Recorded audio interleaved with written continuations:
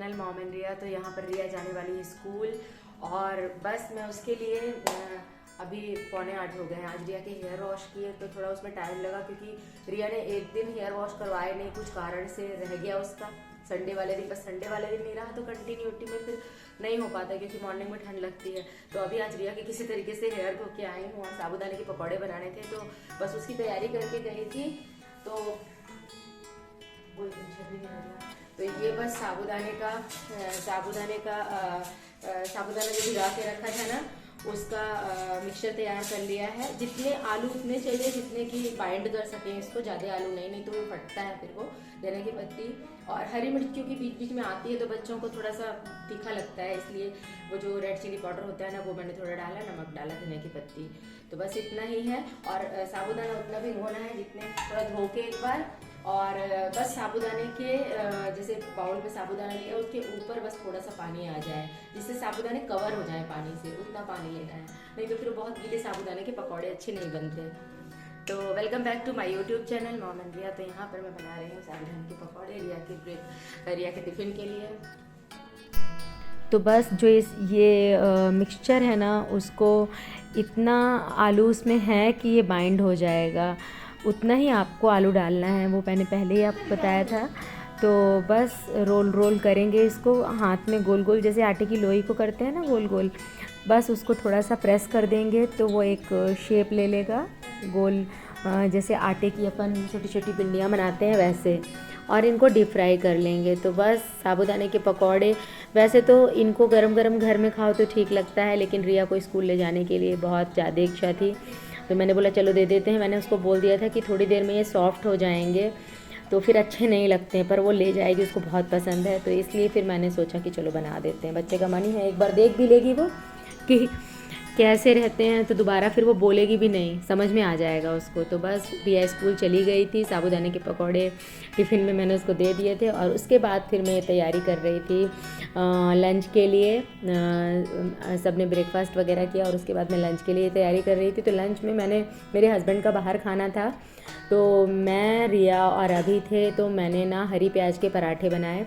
तो बस हरी प्याज को बारीक, उसके वाइट वाले और ग्रीन पार्ट को दोनों को बारीक काट करके और उसमें नमक मिर्च और थोड़ा चाट मसाला मिला के और उसको, उसके पानी को थोड़ा निचोड़ लिया था हरी प्याज के, और उसमें फिर ये सब मिला के चाट मसाला, नमक, लाल मिर्च पाउडर और अजवाइन वगैरह, और लोई में जैसे आलू के पराठे के लिए भरते हैं ना अपन, उसी तरीके से भर के बनाया।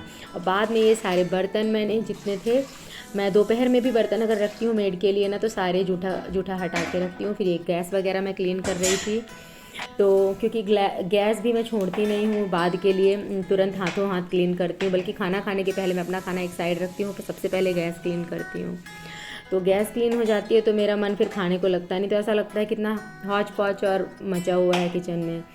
तो मुझे ये शुरू से ही आदत है, मतलब मम्मी के यहाँ पे भी, मम्मी भी मेरी हमेशा इसी तरीके से गैस को हमेशा क्लीन करके ही और फिर खाना खाती हैं, क्योंकि ये आलस भी आ जाता है खाना खाने के बाद। फिर यहाँ पर थोड़े से मैंने वेजिटेबल मंगाए थे तो वो वॉश करके रख रही थी।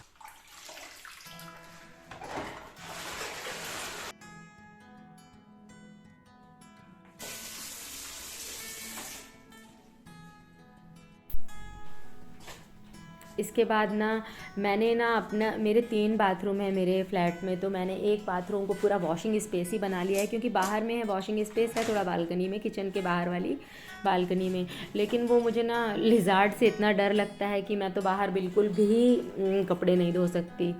तो मैंने 3 बाथरूम का क्या करना, 2 बाथरूम से बहुत काम बनता है, एक इंडियन टाइप का और एक कोमोड वाला है वेस्टर्न टाइप का।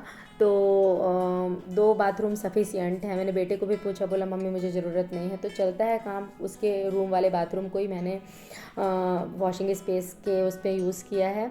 तो वहीं पे मैं जितने डिटर्जेंट और जो ये किचन की साबुन वगैरह हैं ये सारा, और पिन वगैरह, और 2 वॉशिंग मशीन है मेरे पास में, एक तो फुली ऑटोमेटिक एक सेमी ऑटोमेटिक। तो दूसरे वाले को मैं ये सारा जो आपका डोरमेट्स वगैरह हैं, शूज़ वगैरह हैं, ये सब क्लीन करने के लिए रख रखा है, क्योंकि वो अगर आप किसी को दोगे तो वो ये नहीं जानेगा कि आपकी वॉशिंग मशीन कितने की, औने पौने दाम में लेगा, तो आप अपने यूज़ में ही ले लो। फिर यहाँ पर मैं सारे कपड़े वॉश करके और स्टैंड में लगा रही थी। क्योंकि बड़े कपड़े नहीं थे, नहीं तो छत में ले जाती, क्योंकि फिर वो सूखते नहीं हैं। यहाँ पर भी बहुत धूप आती है, बालकनी में भी।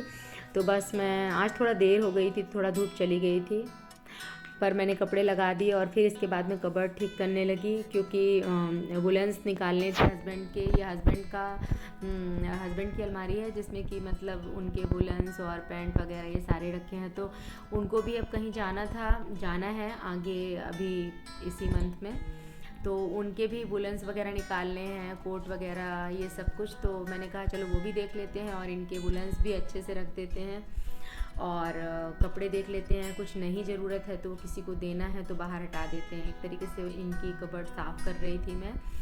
और बस ये था कि डिनर नहीं बनना था, रिया पढ़ रही थी और मम्मी से मैं वीडियो कॉल में बात भी करती जा रही थी और अपना काम भी करती जा रही थी। तो दोस्तों, मेरा वीडियो आपको कैसा लगा? अच्छा लगा हो तो प्लीज़ लाइक, शेयर और कमेंट ज़रूर कीजिएगा। और अगर आप चैनल पर नए हो तो चैनल को सब्सक्राइब कर लीजिएगा। Bye, take care.